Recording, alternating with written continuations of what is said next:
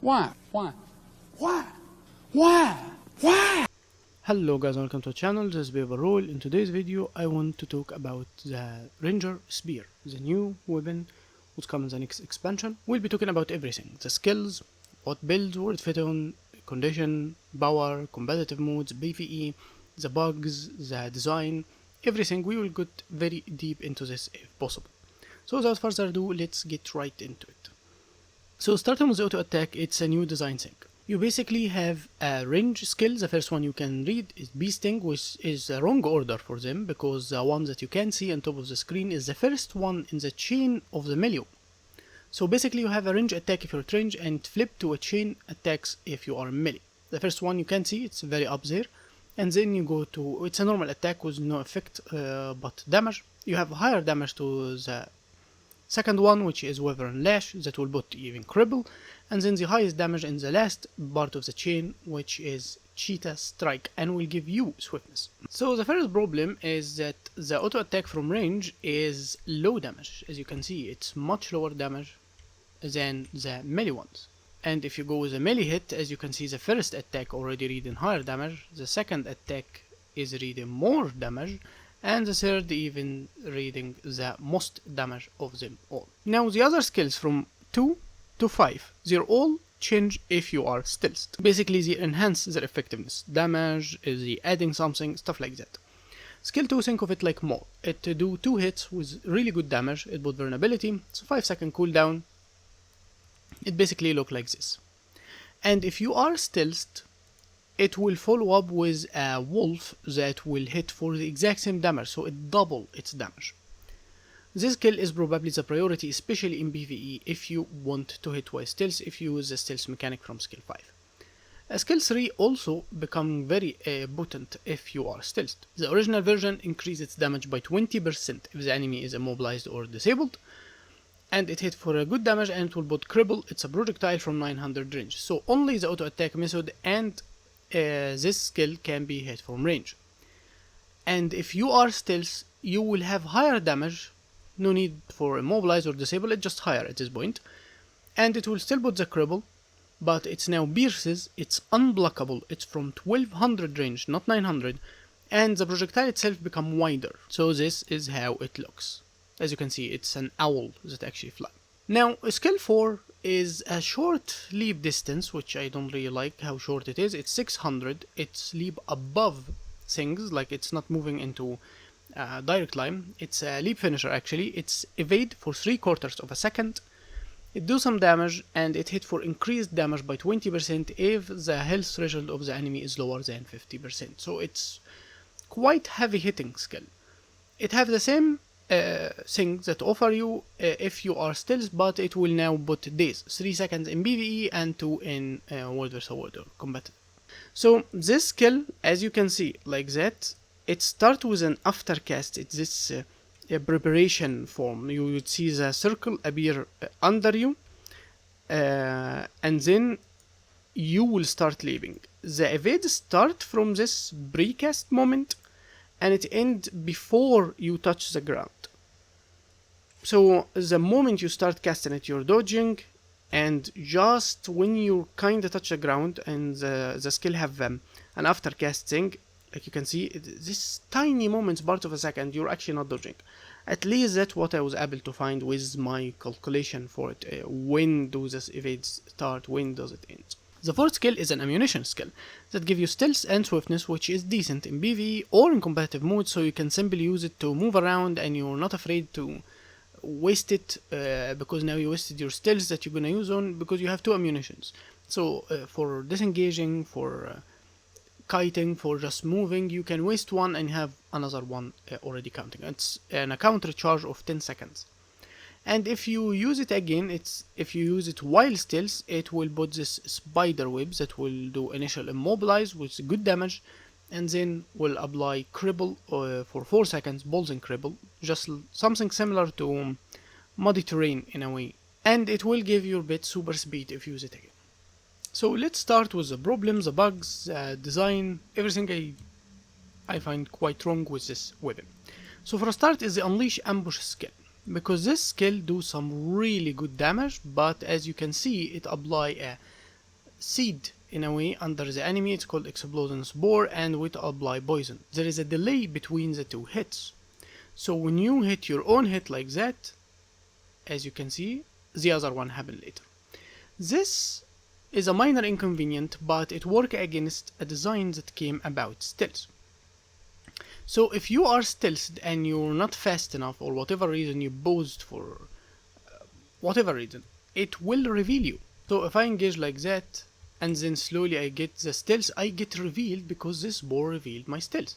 If you cast your rotation quite accurately, this will not happen, but it's against the design of a weapon that count on stealth to function in its mechanic. And the same thing goes for any delayed attack, like you don't want to use exploding spores and then stealth, you need to be more accurate, or entangle, or stagnate of the wild, anything that pulls damage, anything that will give damage after you already finished your own skills will reveal you later, and you don't want that to happen. So if you do the rotation correctly like that, you can cast it and still get the wolf because you did it instantly, counting on a skill queue basically. So the delay is not enough to actually interrupt your cast of the skill from stealth, even without quickness, as you can see. But it's minor inconvenient because the moment you are slow, for whatever reason, if you slow it a bit, you will get revealed, and it just works against the build, and it doesn't make sense that this would be the unleash skill on a weapon that count on stealth. Now the skill itself is probably the heaviest hitting, like a single attack on this weapon. It do a lot of damage, as you can see, and it's from 600 range. For 5 targets, it will hit even through walls because it's technically a melee weapon. I guess it will hit through anything. It's very strong, it's very good, it even apply poison, it's decent. And since you're untamed, you do the siphon life and healing damage. Now another problem I found with this weapon that I didn't really like is the forced reveal. The normal method in Guild Wars 2 is that if you hit someone while you stealth, you will be revealed for 3 seconds after. But you hit from stealth. This weapon, I don't know why Arena did this. Maybe they feared that even comparing to Thieves that have only 1 stealth attack, you have 4, you can hit whatever you want, you always have access to something in your arsenal. So they actually made the skills reveal you before you even do the attack or cast the animation. So let's look at an example. So the moment I cast any skill, I will get revealed before, as you can see, I even cast the skill. The same thing happened here. Before the animation start, I get revealed. So I don't think this is necessary at all, even from Arenanet. I think you can make the animation appear, not the player itself. You can deal with the pre-cast, after-cast, you can manage the numbers. There are so many things to balance a skill beside actually revealing me. Especially that I will get revealed even without hitting any target, just for trying to move or kite away. This is quite bad. So I'm forced to stay there in my stealth, not using my weapon skills, even in PvE, just to go around mobs that I don't want them to attack me or aggro me while I get revealed. And then I have to wait for the reveal 3 seconds to cast another skill, or if even I want to access it just for damage, I still have to wait for the 3 seconds. Even so, I didn't apply damage the first time. So I did not like this design whatsoever. Now another thing about the bugs. So skill 3 for a start is the first thing I found to be buggy. If you are hitting a target like that, if you are attacking with a projectile, you will attack it. If you're giving it your back and you're walking away, it will go and interrupt a duration. That's for most projectiles in the game. But if you give it your back and you stop and then use it, you will turn and face your enemy. This is all that is normal, basically. However, if you are stealthed, no matter how many times you press it, your character will not switch direction. And that put it in another problem, because even if you're just walking next to the enemy or something, if you're not facing them, you will not cast anything. As you can see, you will not turn, you will not do anything. It will just not land.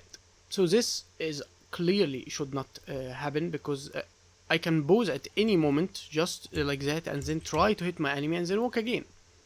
But I can do it outside of stealth and then start walking again.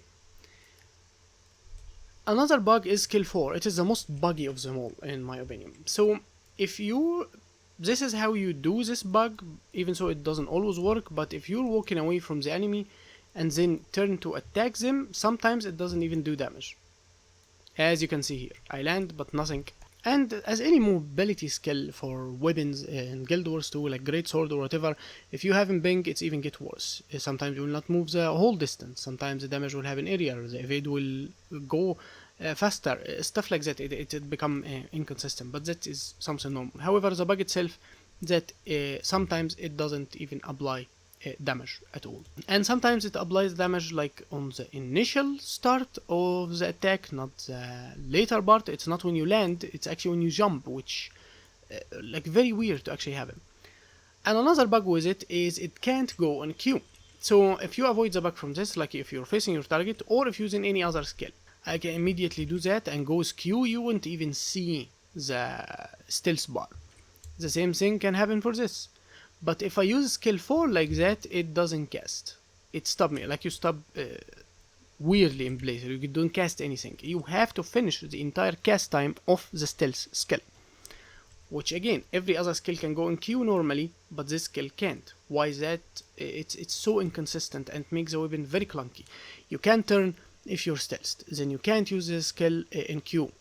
This skill sometimes lands, sometimes doesn't. The whole weapon is feel like a mess, but this is a beta, so bugs always going to happen, but that's why we are talking about them. Now let's talk about the role of this weapon. How does it feel?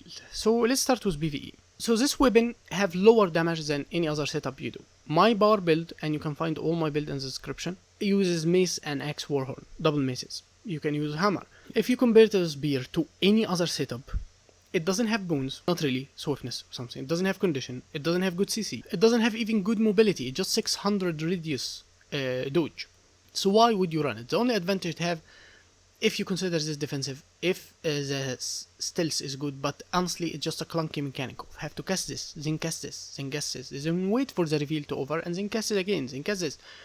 The way you rotate between your skills is not just comfortable, you hit the skill, it do its thing, it give you the boon, do the damage, no. You have to cast the skill first, and then cast the skill, and then wait for the reveal to go, and then... So you create a rotation between those skills that's quite weird, and the damage is still low. Obviously the damage is the easiest to fix, and it can simply increase its damage. But the fact that you don't have bones, you don't have barriers, you don't have healing like hammer or maces, the last two weapons we got, and not even the mobility is this good, the CC is not this good, there's much better weapons out there, and it competes with other weapons. Remember, any weapon you want to use, meaning there is other weapon you want to leave. So I'm using double mace axe warhorn. I will have to either lose the axes or lose the maces. So either lose the boon, stability, and the crazy utility that the mace have, or the huge damage that the axe and pure range with warhorn have. So it's competing with this, and it doesn't offer anything. Honestly, even if it's higher damage, I will still don't find the incentive to use it.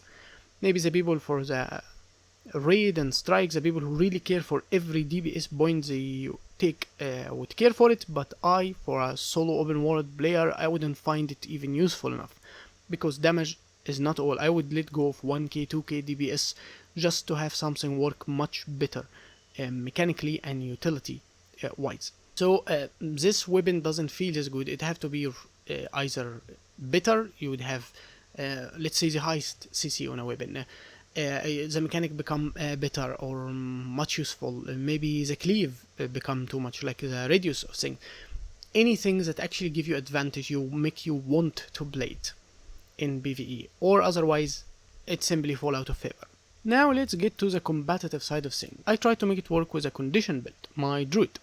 So I simply took the longbow build. Again, you have every build in the description. I have a playlist full guides for druid roaming with a one-shot combo explained, CC, and how to survive everything. So I took the longbow version and I simply applied the spear to it. I still use the celestial gear with the same build, everything. I even run sharpened stone with it, not the second. So short answer, does it work? Yes, but why though? Why would you run it? The thing that spear really offer you compared to other weapons is the ability to pause the fight in any moment with stealth, or even have better chance of disengaging with repetitive sources of stealth. It still have a dodge on it, would give you mobility, and since you're not running shortbow, you're basically running the longbow version, you have quick draw with staff, which means you can use staff almost twice back to back and have access to this mechanic with any other weapon. So let's say you're in a fight like that, and you immediately kite and switch bit at the end, only 1 second left, and you can use it again, because you save 5 seconds if you heal an ally, and since you switch bit, your other bit becomes the ally, and you already remove 66% from it, so only 1 second left. And combine that with another mobility with a dodge on the weapon itself, you can kite a lot. Access into stealth, 2 from this, and even inside CC avatar is possible. So it gives you a better advantage in survivability if you play it right around survivability. So you always have the ability to disengage, you always have a bit to protect you, you always have access to CC avatar. Like, you have to read the situation right when to disengage, but it can give you a better chance in disengaging than actually running normal bits. But it's not this superior. I already don't need it. I already use shortbow well enough, and the pressure is so high enough with access to better CC, so I can create situation when I survive easy. The same thing goes for longbow, and even the mechanic of using staff twice back to back, I still use the same thing with the longbow build. However, I have the longbow to fight from great distance with good damage. I have the shortbow in the other version to do significant damage and can do better CC and control to the enemy. Which gets me to the second problem. This weapon doesn't have any optimal CC. You would waste both skills just to have the immobilize, and now we don't have other stealth, so you can't even access the daze. And or will you use one to access the daze? So you never really have both of them at the same time with Druid. Which means you don't have the optimal form of control. You want the enemy to be dazed and immobilized all the time. So they're not dazed so they can dodge you and walk away, and they're not immobilized so you can still cast their skill and counter you. You want to do both all the time if possible, to be under control, like heavy CC and immobilized, so you mimic stun in a way. And this weapon can do that. Something like shortbow can stun, can apply some significant damage and still have even a dodge on it, just like this one. So you find yourself actually counting too much more on the other things, using the glyph with immobilize, using entangle with the daze, or counting too much on Sisti Avatar or the bits themselves. And that gets me to a point I always explained on Ranger. If you play Condition Ranger in general, no matter what the build, and especially for Druid, most of your damage and utility and capability come from skills, bits, traits like Sisti Avatar. It's not from the weapon. So you'll find yourself most of the time trying to apply heavy pressure using the staff with sharpened stone and not even caring this much about this weapon. So this weapon is left only for a little bit of mobility and stealthing. It's pure defensive couple of skills, and you don't actually use the weapon normally in a fight if you play in Condition. But that's the thing, you never really needed this survivability to begin with. Besides, it's counterintuitive to Druid. It will reveal you just to cast any skill from this. So even if you're inside Sisti Avatar, you left and you're trying to move with this, it will reveal you immediately, before even the stealth run out.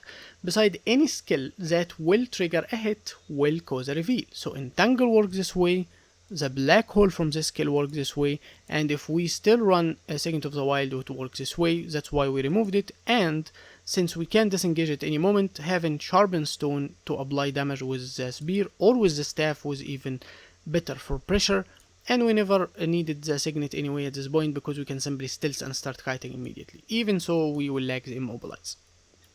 And that gets me to another problem with a build like this. It became very difficult to catch the enemy. You try to go into melee all the time because you can't really apply pressure with short bows as much. You can't immobilize people when they give you their back or stun them with short bow.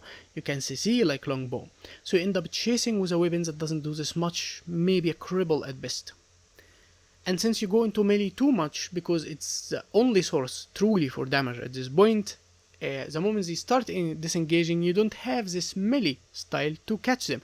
So you already used your Sisti Avatar, it didn't fill back up, so you can immobilize them from distance. So you find it not as easy to catch up to enemy, Like I said in the beginning, does it work? Yes. Should you play it?